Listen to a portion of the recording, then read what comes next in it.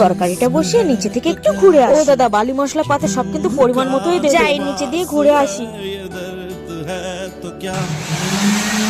না, কাজ মোটামুটি ভালো হচ্ছে। এ কি দাদা, খোঁটা মেরে ওখানে বসে আছো, কাজকর্ম করছো না? টাকাটা কি আমি তোমার মুখ দেখে দেবো? লজ্জা করে না বসে আছো? যাও গিয়ে কাজ করো, যাও। সেই সকাল থেকে কাজ করছি, কিছু খেতে দিল না, আর কতক্ষণ পারবো এভাবে? আচ্ছা, আমি রান্না বসে এসেছি, ওটা হোক, তারপর খেতে দেবো। এখন কাজটা গিয়ে করো, যাও। শুধু খাবার খাবার, কোথা দিয়ে যে আসে এসব ফাঁকিবাজি লেবার। যত সব ফাঁকিবাজি গুলোই আমার কপালে জোটে। আর তাড়াহুড়ো করে দেখে লবণটাই দিতে ভুলে গেছি। ওদিকে যে ঢালাইটা কিসে কি করছে সেসব আর দেখতেও পাচ্ছি না, আর ওদিকে আমার বড়টা মদ খেয়ে ঘুরে বেড়াচ্ছে সারা দিন। দাদা, মেশিনটা তো চালালো না, 6,000 টাকাটা শুধু মুখ দেখেই নেবে। চলো, রান্না হয়ে গেছে, খাবে, চলো চলো। যত সব ফাঁকিবাজি, আর ভালো লাগে না। আরে লেবারটা রাগ করে চলে গেল, একটা মুঠো ভাত মুখে না দিয়ে। ছি।